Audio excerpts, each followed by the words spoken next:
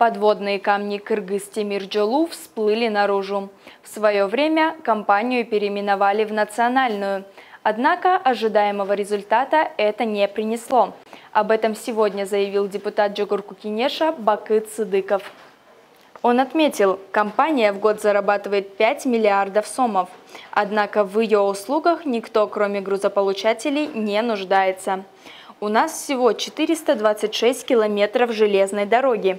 Надо соединить север и юг страны. Только тогда можно на что-то надеяться. Между тем, руководство компании предлагает изменить юридический статус государственного предприятия.